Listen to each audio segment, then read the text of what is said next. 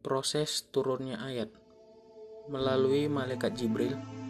Al-Quran sebagai wahyu diturunkan oleh Allah kepada Nabi Muhammad SAW yang saat itu tengah bertempat di Jabal Nur, Gua Hiro. Saat itu Rasulullah berusia 40 tahun, 6 bulan, 8 hari menurut tahun Qamariyah. Awal turunnya Al-Quran ini diawali dengan 5 ayat pertama dari surah Al-Alaq. Peristiwa inilah yang disebut sebagai peristiwa Nuzulul Quran. Melansir buku pengantar studi Al-Quran oleh Abdul Hamid LCMA, Rasulullah SAW menerima wahyu dalam 2 keadaan. Pertama, terdengar seperti suara lonceng yang berbunyi keras. Cara ini merupakan yang paling berat bagi Rasulullah. Kedua, malaikat Jibril datang kepada Rasulullah dalam keadaan seperti manusia biasa, yaitu menyerupai seorang laki-laki. Rasulullah yang tengah sendiri saat itu langsung ketakutan sehingga menggigil. Kemudian Rasulullah kembali ke rumah dan menceritakan pengalaman tersebut kepada Khadijah, istrinya.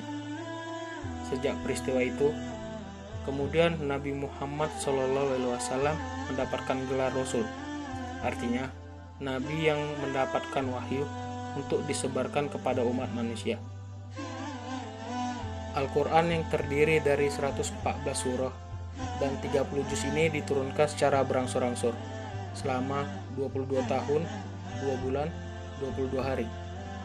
Berdasarkan urutan waktunya, pertama kali terjadi pada bulan ke-9 Hijriah, yaitu 17 Ramadan 610 Masehi, dan wahyu terakhir surah Al-Maidah ayat 3 diturunkan pada bulan 9 Zulhijjah 10 Hijriah atau 8 Maret 632 Masehi di Padang Arafah.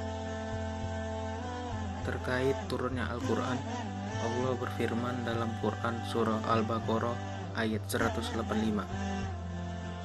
Artinya, bulan Ramadan adalah bulan yang di dalamnya diturunkan Al-Quran sebagai petunjuk bagi manusia dan penjelasan-penjelasan mengenai petunjuk itu dan pembeda antara yang benar dan yang batil. Karena itu, barang siapa di antara kamu ada di bulan itu, maka berpuasalah. Dan barang siapa sakit atau dalam perjalanan dia tidak berpuasa, maka wajib menggantinya sebanyak hari yang ditinggalkannya itu pada hari-hari yang lain. Allah menghendaki kemudahan bagimu dan tidak menghendaki kesukaran bagimu. Hendaklah kamu mencukupkan bilangannya dan mengagungkan Allah atas petunjuknya yang diberikan kepadamu agar kamu bersyukur.